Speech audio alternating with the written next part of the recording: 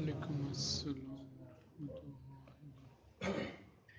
سورۃ الشورى آیت نمبر 28۔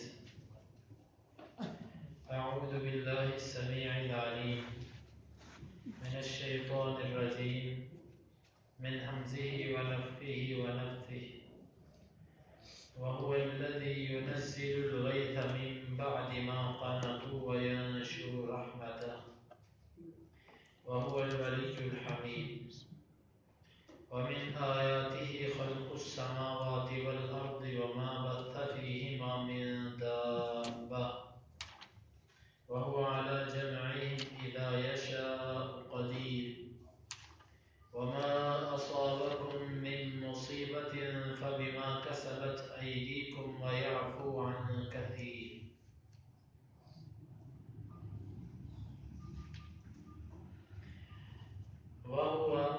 واو کا مطلب اور ہوا وہ الذی وہ ذات ہے ینزل جو نازل کرتا ہے الغیث بارش من سے بعد ما جب قنطوا وہ مایوس ہو چکے وینشر اور وہ پھیلاتا ہے رحمت کو ہو اپنی وهو الذي ينزل الغيث من بعد ما قنطوا وينشر رحمته اور اللہ تعالیٰ وہ ذات ہے جو نازل کرتا ہے بارش بعد اس کے کہ جب وہ مایوس ہو چکے اور وہ پھیلاتا ہے اپنی رحمت کو وهو اور وہ الولی دوست ہے حمید تعریف کیا گیا ہے واو کا مطلب اور من سے آیاتی نشانیاں ہی اس کی ومن آیاتی اور اس کی نشانیوں میں سے خلق السماوات والارض خلق کا مطلب پیدا کرنا السماوات آسمانوں کو والارض اور زمین اور اس کی نشانیوں میں سے زمین و آسمان کو پیدا کرنا ہے وما اور اس چیز کو بثا جس کو اس نے پھیلایا فی کا مطلب میں ہما ان دونوں میں وما بث فیہما اور جو اس نے پھیلایا ان دونوں میں من سے دابہ چھپائے وہو اور وہ علی پر جمع کرنے کے ہم ان کے وہو علی جمعہم اور وہ ان کے جمع کرنے پر اذا جب یشاء وہ چاہے قدیر قدرت رکھنے والا ہے وما اور جو اصابہ پہنچے کم تم کو من سے مصیبت اور جب پہنچے تم کو مصیبت سے فا کا مطلب پس با کا مطلب بوجہ ما اس کے فبما پس بوجہ اس کے ہے کا ثابت جو کمایا ایدی ہاتھوں نے کم تمہارے ویعفو اور وہ درگزر کرتا ہے عن سے کثیر بہت سی وهو الذي ينزل الغيث من بعد ما قنطوا اللہ رب العزت وہ ذات ہے جو نازل کرتا ہے بارش کو بعد اس کے کہ جب وہ مایوس ہو چکے ہیں وینشر رحمتہ اور وہ پھیلاتا ہے اپنی رحمت کو وهو الولی الحمید اور وہ دوست تعریف کیا گیا ہے ومن آیاته خلق السماوات والارض اور اس اللہ کی نشانیوں میں سے ہے آسمانوں اور زمین کا پیدا کرنا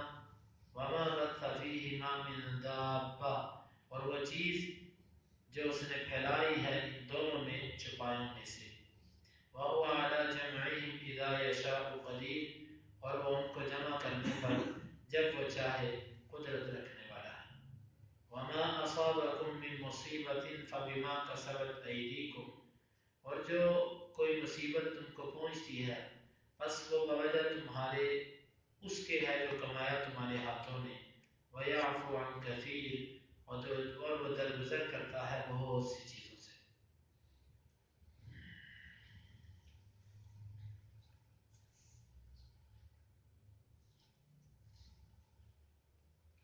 اس آیت میں اللہ رب العزت نے بارش کے معاملے میں اپنے بندوں پر جو خاص اس کی رحمت ہے اس کا ذکر فرمایا اللہ تعالیٰ نے فرمایا کہ اللہ تو وہ ذات ہے جو غیث نازل کرتا ہے غیث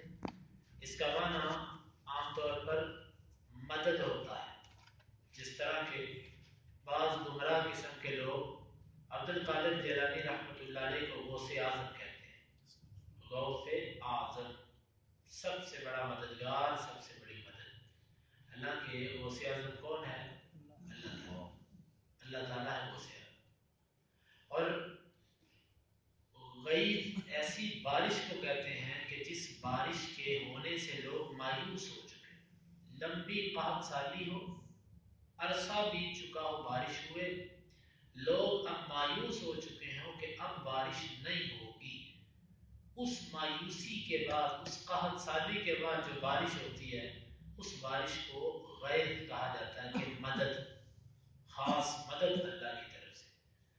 یہاں پر اللہ تعالیٰ نے عام بارش کا ذکر نہیں فرمایا، یعنی کہ اللہ تعالیٰ نے فرمایا اللہ تو وہ ذات ہے کہ جب لوگ مایوس ہو چکے ہوتے ہیں، لمبی قحط سالی آ چکی ہوتی ہے، وہ مالک و رب اس وقت بھی خاص اپنی رحمت سے بارش نازل کرتا ہے.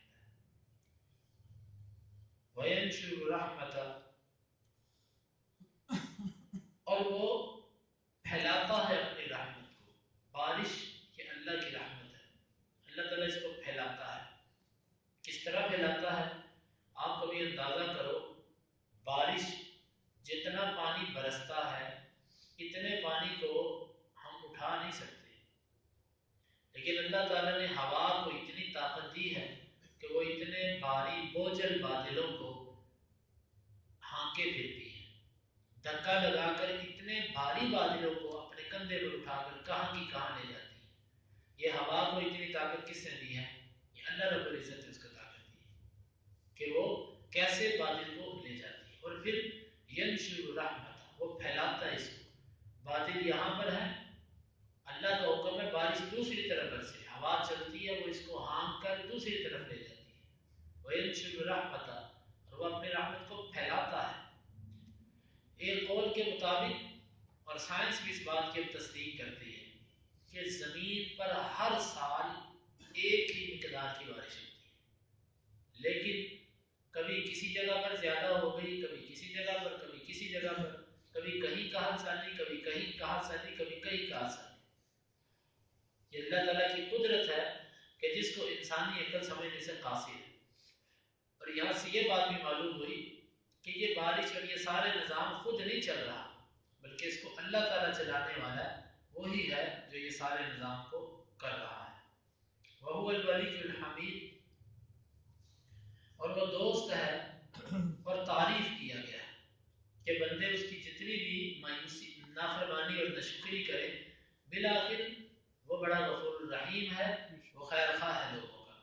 وَمِنْ آيَاتِهِ خَلْقُ السَّمَاوَاتِ وَالْأَرْضِ، اور اس اللہ کی نشانیوں میں سے ایک نشانی تو پچھلی آیت میں گزری کہ وہ مایوسی کے بعد بھی بارش نازل کرتا ہے، اور دوسری آیت میں نشانی کہ زمین و آسمان کا پیدا کرنا بھی اللہ کی نشانی ہے. میرے بھائیوں، میرے دوستو، یہ آیت ان آیات میں سے ہے کہ جو ہماری غفلت کا شکار ہے. ہم اپنی بہت ساری غفلت کی وجہ سے قرآنی آیات پر غور نہیں کرتے. اس میں اللہ تعالیٰ نے فرمایا کہ زمین اور آسمان اللہ کی نشانیاں ہیں. معلوم ہوا کہ کوئی بندہ اگر زمین و آسمان پر ہی غور کر لے تو اس کو اللہ تک پہنچنا اور اللہ کو پہچاننا اس سے کافی ہو جائے گا، لیکن ہم ایسا نہیں کرتے. کیوں؟ زمین اور آسمان پر ہم رہتے ہیں، آسمان کو دیکھتے ہیں، زمین پر رہتے ہیں، لیکن ایسی غفلت کی زندگی گزارتے ہیں کہ نہ کبھی آسمان پر غور کیا اور نہ کبھی زمین پر. اللہ تعالیٰ نے اس کو اپنی خاص نشانی قرار دی ہے کہ یہ آسمان اور زمین کی پیدائش یہ میری نشانی ہے کہ کس طرح اللہ تعالیٰ نے ان کو عجیب بنا دیا. وما بث فیہما من دابہ، اور وہ چھپائے بھی جو اس نے ان دونوں کے درمیان پھیلا رکھے. یہاں پر بعض مفسرین کہتے ہیں کہ دونوں کے درمیان چھپائے، وہ کہتے ہیں کہ زمین اور آسمان کے درمیان چھپائے مراد اس سے انسان بھی ہے اور حشرات اور ہر قسم کے جانور. اور بعض کہتے ہیں کہ نہیں، آسمان پر بھی اللہ تعالیٰ نے کچھ چھپائے رکھے ہیں اور زمین پر بھی کچھ ہے. واللہ اعلم بالصواب. یہ ایک ایسی بات ہے کہ جس کی کوئی دلیل نہیں ہے. ہاں، لفظوں کا احتمال موجود ہے کہ اللہ کو ذات ہے جس نے دونوں میں جانور اور چوپائے پھیلائے ہوئے. جانور ہوں گے، ممکن ہے اس سے وہ مراد ہوں یا ممکن ہے اس سے کچھ اور مراد ہو، اللہ عالم بالصواب۔ وهو على جمعه اذا يشاء قدیر، اور وہ اللہ تعالیٰ ان کو جمع کرنے پر، کن کو؟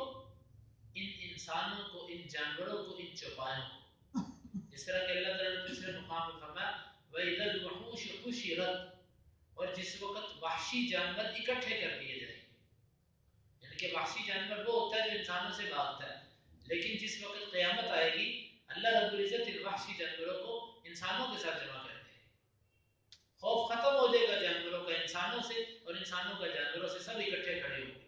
کسی شیر اور کسی چیتے کی اس طرف سوچ نہیں ہوگی کہ میں شکار کروں، اور کسی انسان کو یہ نہیں پتا ہوگا کہ اس کے ساتھ شیر کھڑا ہے۔ یہ قیامت کا منظر ایسا ہوگا، وہ ایسے ہوش ربا منظر ہوگا کہ کسی کو اس وقت کچھ اور خیال نہیں ہوگا، اور وہ ان کے جمع کرنے پر جب وہ چاہے قدرت رکھتا ہے۔ وما اصابکم من مصیبت فبما کسبت ایدیکم، یہ آیت بڑی اہم اور بڑی زبردست آیت ہے۔ سوال یہ پیدا ہوتا تھا کہ جب اللہ تعالیٰ رحمت نازل کرتا ہے، جب چاہتا بارش نازل کر دیتا ہے، تو بعض دفعہ تو اتنا عرصہ گزر جاتا ہے اللہ تعالیٰ ایک جگہ پر بارش نازل کرتے ہیں، کیوں؟ اس کا جواب اللہ تعالیٰ نے فرمایا کہ وما اصابکم من مصیبت فبما کسبت ایدیکم، جو تم کو مصیبت پہنچی ہے یہ تمہارے ہاتھوں کی کمائی ہے۔ جو بھی مصیبت انسان پر آئے یہ اس کے کیے ہوئے کی کمائی ہے۔ مثلا میں ہوں، اکثر طور پر ہمارا کوئی نقصان ہو جائے، ہم اس کی وجہ تلاش کرتے ہیں دنیا میں کہ اس کی کیا وجہ ہو سکتی ہے، کیا وجہ ہو سکتی ہے، تلاش کرتے ہیں اس کو۔ حقیقت یہ ہے میرے دوستو کہ جب کوئی نقصان ہو جائے تو سب سے پہلے انسان کو اپنے اعمال کو دیکھنا چاہیے کہ میرے اعمال کے اندر کچھ ایسی کوتاہی ہے کہ جس وجہ سے یہ نقصان ہوتا ہے۔ اور سب سے بڑا نقصان کیا ہوتا ہے؟ سب سے بڑی مصیبت کیا ہوتی ہے پتہ؟ سب سے بڑی مصیبت یہ ہے کہ اللہ کسی بندے کو دین سے دور کر دے، کسی بندے کو نیکی کی توفیق نہ ملنا، یہ سب سے بڑی مصیبت ہے۔ اس سے بڑی مصیبت کوئی نہیں ہے۔ ایک بندے نے نماز نہیں پڑھی، اس کو موقع نہیں اللہ تعالیٰ نے دیا نماز کا، وہ اس کو مصیبت نہیں سمجھتا۔ ایک بندہ زکوٰۃ نہیں ادا کر رہا، بہت بڑی مصیبت میں مبتلا ہے لیکن وہ اس کو سمجھتا نہیں۔ ایک بندہ حج نہیں کر رہا، وسائل موجود ہیں، بہت بڑی مصیبت میں مبتلا ہے لیکن وہ سمجھ نہیں رہا۔ اللہ رب العزت نے فرمایا کہ جو مصیبت تم کو پہنچی، سب سے بڑی مصیبت انسان کو جو پہنچتی ہے وہ اس کے دین کے بارے میں مصیبت ہے۔ تو یہ نبی صلی اللہ علیہ وسلم سے ایسی دعا بھی ملتی ہے وَلَا تَجْعَلْ مُصِيبَتَنَا فِي دِينِنَا، اللہ تو مصیبت ہمارے دین میں نہ ڈالنا۔ دین پر مصیبت یہ کہ بندہ دین سے دور ہونا شروع ہو۔ اسلاف میں ہمارے جو نیک سلف لوگ جو پہلے گزرے ہیں، وہ کسی نیکی کے چھوٹ جانے کو اپنے اوپر بہت بڑی مصیبت سمجھتے تھے، اور وہ اس کے لیے پریشان بھی ہوا کرتے تھے کہ یہ نیکی ہم سے کیوں چھوٹی، اس کے کرنے کی ہمیں توفیق کیوں نہیں ملی۔ لیکن میں اور آپ، ہم سب دن رات اس مصیبت میں مبتلا ہیں، نمازوں کے معاملے میں، دیگر عبادات میں بہت بڑی مصیبت میں مبتلا ہیں، لیکن ہمیں اس کا احساس نہیں۔ گناہ کے اندر واقع ہو جانا ایک مصیبت ہے۔ آنکھیں گناہ کرتی ہیں، کان، زبان، ہاتھ، پاؤں، دل، ہر چیز گناہ کرتی ہے، یہ مصیبت ہے بہت بڑی، لیکن ہمیں اس کا پتہ نہیں۔ پھر اس سے ہٹ کر دنیا کے معاملات میں بھی بے شمار مصیبت ہے، کبھی کاروبار میں نقصان، کبھی عزت میں نقصان، کبھی آپ کی بےزتی ہو گئی، آپ کہتے ہیں فلاں بندے نے میری بےزتی کر دی۔ کبھی آپ نے اپنے آپ کو بھی دیکھا ہے کہ بھئی اس بےزتی کا سبب یہ تو نہیں کہ میں اپنے اللہ کو میں نے ناراض کیا ہوا ہے، میں نے اللہ کو ناراض کیا اور یہ چھوٹا سا بندہ میرے اوپر بول رہا ہے۔ حقیقت میں جب انسان کو کوئی بات اس کی توقع کے خلاف ملے تو اس کو سب سے پہلے اپنی کاپی چیک کرنی چاہیے کہ جب میں روز کی ڈائری لکھوا رہا ہوں اس میں کوئی غلط چیز تو نہیں میں نے لکھوا دی۔ جب یہ احساس دل میں پیدا ہوگا تو پھر اللہ رب العزت انسان کو عزت عطا فرمائیں گے، مصیبتوں سے بچائیں گے۔ تو ہمیشہ جب کوئی مصیبت آئے، کوئی کام آپ کے، حتیٰ کہ آپ کا مزدور آپ کی بات نہ مانے، آپ کا ملازم آپ کی بات نہ مانے، آپ کی اولاد آپ کی بات نہ مانے، تو فوری طور پر یہ سمجھ جاؤ کہ اللہ کو آپ نے ناراض کیا کہ جس کی بنا پر یہ مخلوق آپ سے بگڑ گئی. جب اللہ راضی ہوتا ہے تو ساری مخلوق بھی سیدھی ہوتی ہے. تو یہ اللہ رب العزت نے فرمایا کہ وہ جو تم کو مصیبت پہنچتی ہے وہ تمہارے ہاتھوں کی کمائی ہے. لیکن یہاں پر ایک سوال ہے کہ بعض اوقات بندہ نیک ہوتا ہے اس پر بھی مصیبت آتی ہے. مثلا نبی صلی اللہ علیہ وسلم بخاری کی حدیث ہے, نبی صلی اللہ علیہ وسلم سے پوچھا کہ اللہ کے رسول کیا آپ کو بھی بخار ہوتا ہے؟ آپ نے فرمایا ہاں مجھے بڑا سخت بخار ہوتا ہے جتنا کہ تم میں سے کسی کو نہیں ہوتا. کیا مطلب اس حدیث کا؟ یا ایک دوسرے مقام میں نبی صلی اللہ علیہ وسلم نے فرمایا کہ اشد الناس بلاء الانبیاء, مصیبتیں سب سے زیادہ جو آتی ہیں وہ نبیوں پر آتی ہیں. اس کا کیا مطلب ہوا؟ یہاں پر اللہ نے فرمایا جو مصیبت آتی ہے وہ تمہارے ہاتھوں کی کمائی ہے. دوسرے مقام پہ حدیث میں آتا ہے سب سے سخت مصیبتیں نبیوں پر آتی ہیں.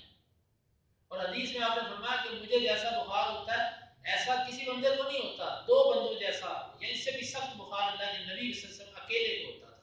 کیا وجہ ہے اس کی؟ تو یہاں پر ایک فرق ذہن میں رکھیے, ایک ہوتی ہے مصیبت جو بطور سزا ہوتی ہے اور ایک ہوتی ہے ابتلا, آزمائش. آزمائش جو ہوتی ہے یہ اور چیز ہے, دونوں سے تکلیف ملتی ہے, مصیبت سے بھی تکلیف ملتی ہے اور ابتلا جس کو آزمائش کہتے ہیں اس سے بھی تکلیف ملتی ہے. بعض دفعہ انسان کا نقصان ہو گیا کسی گناہ کی وجہ سے جو مصیبت پڑی اس وجہ سے, اور بعض دفعہ اس کا نقصان ہوا کہ اللہ تعالیٰ اس کے درجات کو بلند کرنا چاہتے ہیں. لیکن دونوں میں ہم کیسے پہچانیں گے کہ یہ مصیبت ہے یا ابتلا آزمائش ہے؟ تو اس میں کسی نے بھی فرق یوں کیا کہ اگر تو آپ پر مصیبت آئی اور آپ اللہ کے اور قریب ہو گئے تو سمجھ لیجئے کہ یہ اللہ تعالیٰ کی طرف سے آپ کی آزمائش تھی. لیکن اگر مصیبت آئی آپ پر, آزمائش آئی اور آپ اللہ سے قریب نہیں ہوئے بلکہ دور ہو گئے اور دور ہو گئے, تو پھر یہ سمجھ لو کہ یہ آپ کو کیے ہوئے گناہوں کی سزا ہے. یہ مصیبت ہے جو آپ کو آپ کے ہاتھوں کی وجہ سے پہنچی ہے. تو دونوں میں فرق ہے. آزمائش جو انبیاء پر آتی ہیں وہ ان کے درجات کی بلندی کے لیے, اللہ کے مزید قریب کرنے کے لیے آتی ہیں, اور جو مخلوق پر ایسے معاملات ہوتے ہیں گناہگار لوگوں پر جو ہوتے ہیں وہ اکثر ان کے ہاتھوں کا کیا دھرا ہوتا ہے. تو اس آیت میں پھر یہاں پر ایک اور بھی بات ذہن میں رکھیے کہ اسی طرح مجنون آدمی, پاگل آدمی یا بچہ یا وہ لوگ جو غیر مکلف ہیں ان پر جو مصیبتیں آتی ہیں وہ کس وجہ سے آتی ہیں؟ چھوٹے بچے میں چوٹ لگ گئی کس وجہ سے؟ کس وجہ سے؟ یا کوئی آدمی ہے اس کی عقل نہیں کام کرتی, پاگل دیوانہ مجنون ہے, اس پر کوئی مصیبت آ گئی, وہ کیونکہ مجنون آدمی کو تو اللہ تعالیٰ نے ویسے ہی معاف کیا ہوا. تو اس کا یہ ہے کہ ضروری نہیں کہ وہ صرف اور صرف اس کے گناہوں کی وجہ سے, بلکہ بعض دفعہ اللہ تعالیٰ کی حکمت کا ایک خاص تقاضا ہوتا ہے, یا بعض دفعہ اللہ تعالیٰ اس کے درجات کو بلند کرنا چاہتے ہیں, تو اس بنا پر یہ بعض دفعہ ان کو بھی مصیبت آتی ہے. لیکن عام طور پر بس فرق اتنا ذہن میں رکھیے, اگر تو آزمائش آنے کے بعد آپ اللہ کے قریب ہوئے تو یہ آزمائش ہے, اور اگر آپ اللہ سے دور ہو گئے تو پھر یہ ایسی مصیبت تھی کہ جو آپ کو کسی گناہ کی وجہ سے آئی آپ پر. وَيَعْفُو عَنْ كَثِيرٍ, اور سنو بہت سارے گناہوں سے تو ویسے ہی درگزر کر جاتا ہے. جس طرح کے دوسرے مقام پہ اللہ تعالیٰ نے فرمایا کہ اگر اللہ تعالیٰ لوگوں کو ان کے ہر گناہ پر پکڑ کر سزا دیتا, ما ترک علی, اللہ رب العزت زمین پر کسی ایک چوپائے کو زندہ نہ چھوڑتا, کوئی جانور اللہ تعالیٰ زمین پر نہ چھوڑتا. اگر اللہ تعالیٰ ہر گناہ پر کسی کو پکڑتا تو یاد رکھو ہم میں سے ہر بندہ اگر اپنے گریبان میں جھانکے کہ میرے کتنے ایسے جرم ہیں کہ جس پر اللہ نے پردہ ڈالا ہوا ہے, جس کا کسی کو نہیں پتا. اگر اللہ تعالیٰ مجھے اس گناہ پر آج پکڑ لے تو میرا کیا بنے؟ میرے بہت سارے گناہ تو ایسے ہیں کہ جن کو میں بھول چکا ہوں, لیکن میرے مالک کو تو یاد ہے, اللہ کو تو ہر گناہ یاد ہے میرا. وَيَعْفُو عَنْ كَثِيرٍ, بہت سارے گناہوں سے تو وہ ویسے ہی درگزر کر جاتا ہے, کسی گناہ پر وہ تمہیں مصیبت سزا میں ڈال دیتا ہے. اگر ہر گناہ کی وجہ سے وہ تمہیں مصیبت میں ڈالتا تو تم ہر روز کی مصیبتوں سے نکل ہی نہ سکتے. اتنے گناہ ہیں ہمارے کہ ہم ہر روز کی مصیبتوں کو ہی نپٹا نہ پاتے. تو یہ اللہ رب العزت کی ایک خاص رحمت اور اس کی قدرت ہے کہ وہ ہمارے سے بہت درگزر کیا جاتا ہے. ہمارے لیے ان آیات میں درس یہ ہے، سبق یہ ہے کہ بارش کا ہونا، زمین و آسمان کی پیدائش، یہ سب اللہ کی نشانی ہے، اس پر غور و فکر کریں.